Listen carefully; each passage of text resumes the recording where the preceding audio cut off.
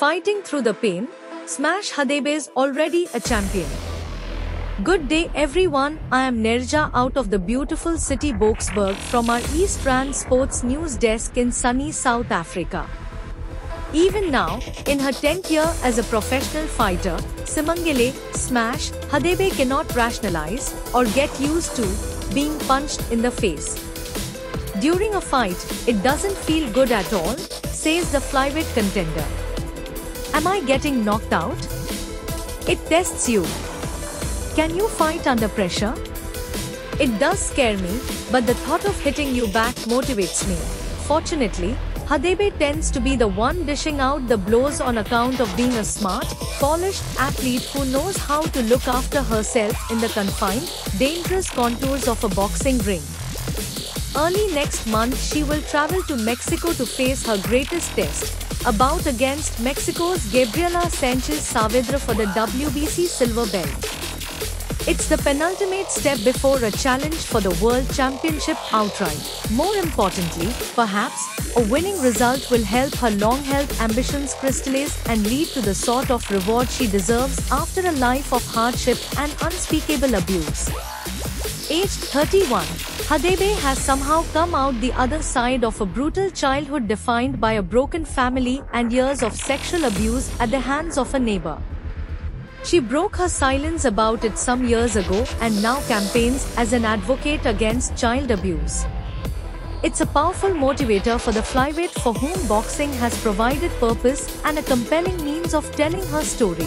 She was a broken girl, says Colleen McCausland, her manager and matriarch, who looks after an 18-strong stable of boxers in Johannesburg's deep south with a care and tenderness seldom found in boxing. 5 of her boxers are females, all trying to get ahead in a sport still in its nascent phase for women. She and Hadebe have worked together since 2018. Her whole life is boxing. It's all she does. She lives it, says McCausland, who treats Smash like a daughter. I've managed a lot of females, and she's a cut above. Hadebe and McCausland's late son Keaton, who died 3 years ago, were like brother and sister. His death devastated Hadebe, for whom tragedy has been a constant companion. Her first trainer, Himba Zulu, who wasn't interested in training her initially but soon came round when he saw how accomplished she was, died after a long illness in 2018. 2 years later, Lionel Hunter, her next trainer, also died. As the old saying goes, life hits hard, but boxing teaches you to hit back harder. Boxing was Hadebe's refuge and she trained hard and fought hard, even beating Gabisile Chablala, one of her early heroes, in her 6th professional bout. She used to have Chablala's poster on the gym wall and was nervous of the prospect of boxing her in 2018, but nevertheless produced an accomplished performance to narrowly beat her on points. Going back to the very start, the hit film $1 Million Baby, which came out in 2004, stirred something inside Hadebe. She was drawn to the story of an underdog amateur who is helped by a boxing trainer to achieve her dream of becoming a professional. She was an athlete at Laban Motlibi High School in Kwathema, near Springs, but the thought of boxing had never occurred to her until she watched the film. People said, "You're too small, too fragile, she explained ahead of a sparring session last week.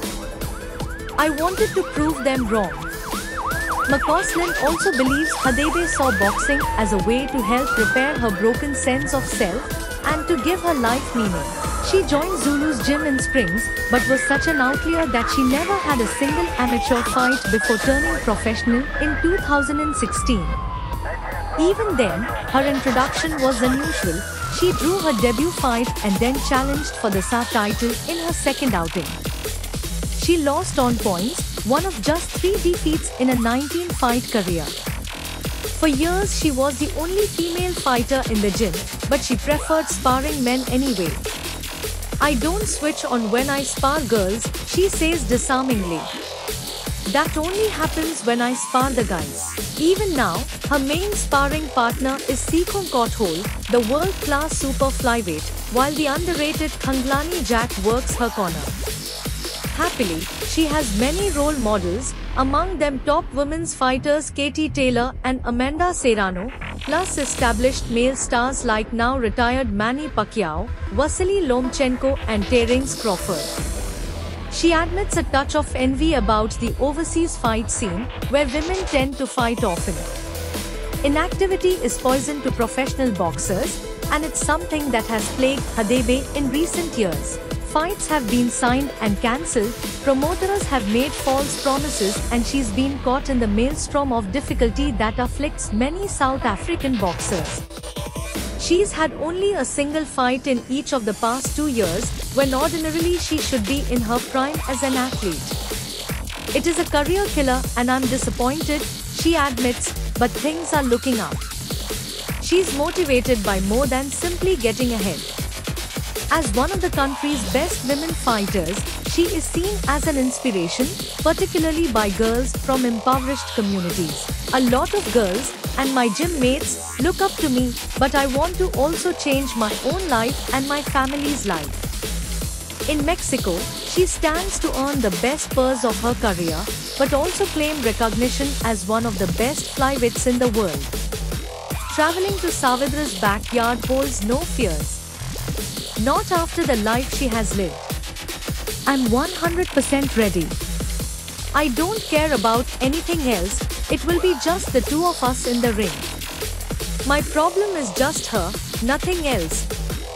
Given what she has had to overcome to this point, Smash thrives under hardship. A showdown against a monster from Mexico is the least of her worries. How do you think Sibongile Hadebe does in Mexico? Let us know in